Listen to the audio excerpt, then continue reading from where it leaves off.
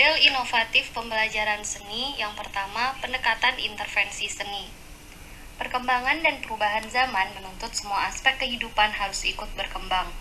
Begitu pula dengan pendidikan yang harus selalu mengikuti perkembangan sehingga tidak tertinggal dalam pembaharuan ilmu pengetahuan. Berbagai kejadian rasisme yang beberapa saat sempat menjadi perbincangan media nasional maupun internasional memperlihatkan bahwa dibutuhkannya pembaharuan dalam pendidikan untuk menanamkan nilai-nilai luhur budaya sebagai pondasi dalam berbudi pekerti yang baik. Oleh karena itu, munculnya gagasan pentingnya untuk melakukan pendidikan, khususnya pendidikan seni multikultural. Dalam pendidikan seni, gagasan pendidikan multikultural telah menarik perhatian beberapa pakar seni.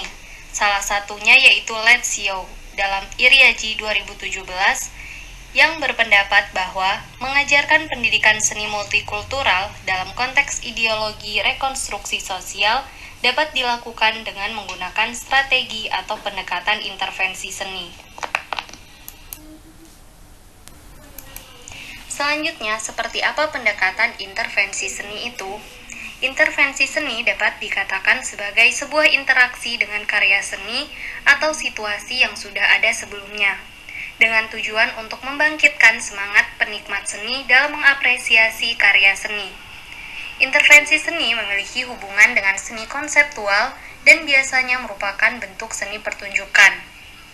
Dalam penerapannya, dalam dunia seni, model intervensi seni melibatkan peserta didik secara aktif dalam interaksinya dengan praktik seni.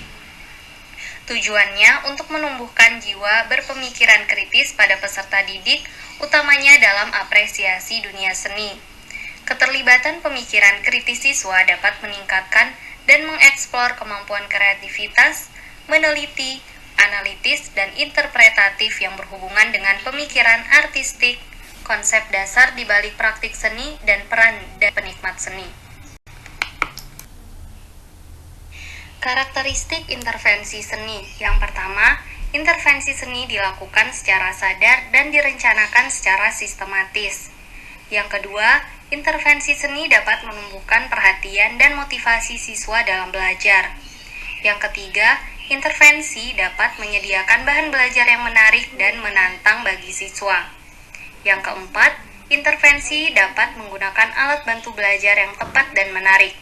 Yang kelima, intervensi dapat menciptakan suasana belajar yang aman dan menyenangkan bagi siswa. Dan yang terakhir, intervensi dapat membuat siswa siap menerima pelajaran baik secara fisik maupun psikologis.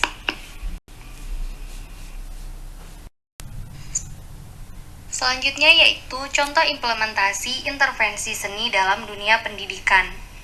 Dalam hal ini, contoh yang diambil adalah intervensi bagi anak kelas awal sekolah dasar.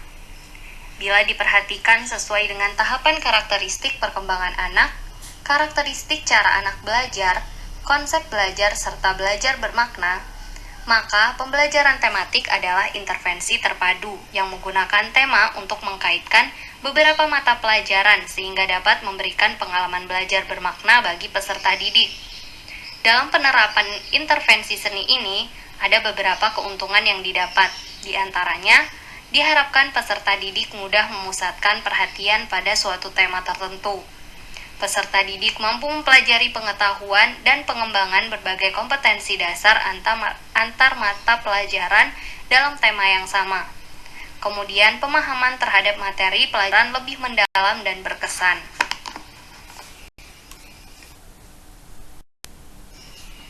Kemudian, kompetensi dasar dapat dikembangkan lebih baik dengan mengkaitkan mata pelajaran lain dengan pengalaman pribadi peserta didik. Yang kelima, peserta didik mampu lebih merasakan manfaat dan makna belajar karena materi disajikan dalam konteks tema yang jelas. Yang keenam, peserta didik lebih bergairah belajar karena dapat berkomunikasi dalam situasi nyata untuk mengembangkan suatu kemampuan dalam satu mata pelajaran sekaligus mempelajari mata pelajaran lain. Dan yang terakhir, guru dapat menghemat waktu karena beberapa mata pelajaran yang disajikan secara tematik dapat disiapkan sekaligus dan diberikan dalam 2 atau 3 pertemuan. Waktu lebihnya dapat digunakan untuk kegiatan remedial, pemantapan, atau pengayaan.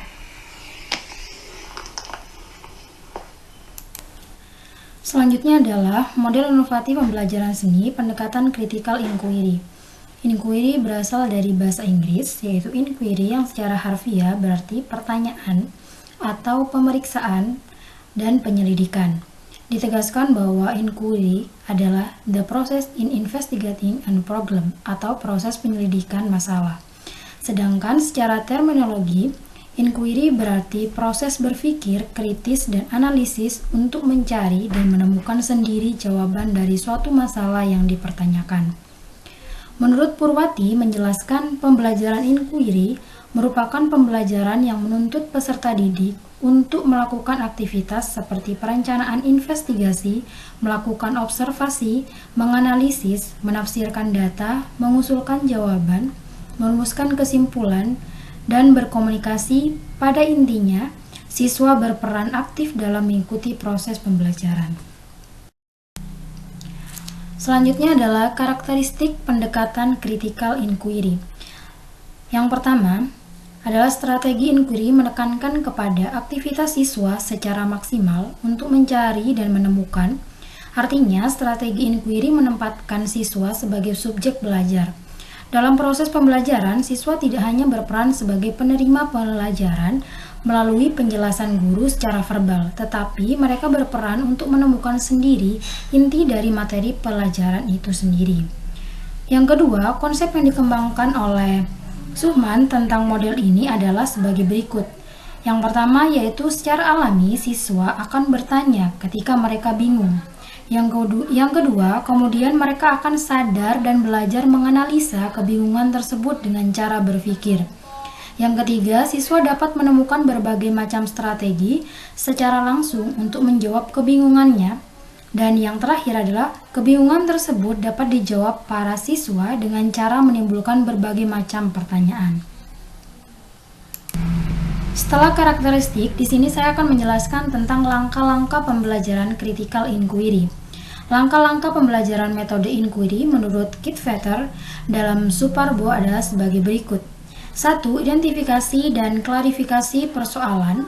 Langkah awal adalah menentukan persoalan yang ingin didalami atau dipecahkan dengan metode inquiry.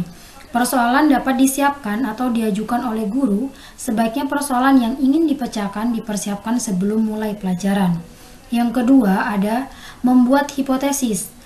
Langkah berikutnya adalah siswa diminta untuk mengajukan jawaban sementara tentang suatu persoalan. Hipotesis siswa perlu dikaji apakah jelas atau tidak. Bila belum jelas, sebaiknya guru diharapkan tidak memperbaiki hipotesis siswa yang salah, tetapi cukup memperjelas maksudnya saja. Yang ketiga adalah mengumpulkan data. Langkah selanjutnya adalah siswa mencari dan mengumpulkan data sebanyak-banyaknya untuk membuktikan apakah hipotesis mereka benar atau tidak. Selanjutnya adalah menganalisis data. Data yang sudah dikumpulkan harus dianalisis untuk dapat membuktikan hipotesis apakah benar atau tidak. Yang kelima adalah kesimpulan. Dari data yang telah dikelompokkan dan dianalisis, kemudian diambil kesimpulan dengan generalisasi. Setelah diambil kesimpulan, kemudian dicocokkan dengan hipotesis asal, apakah hipotesis kita diterima atau tidak. Selanjutnya, di sini saya akan menjelaskan model inovatif pembelajaran seni pendekatan kultur jamar. Kultur jamming muncul karena sekelompok orang yang pada akhirnya menjadi kultur jamar, menganggap bahwa nilai-nilai sosial, budaya, dan politik telah dibelokkan oleh dunia komersil. Banyak isu publik dan sosial yang tersisih akibat komunikasi komersil, sehingga suara masyarakat yang jauh dari dunia komersil tersebut tak terdengar.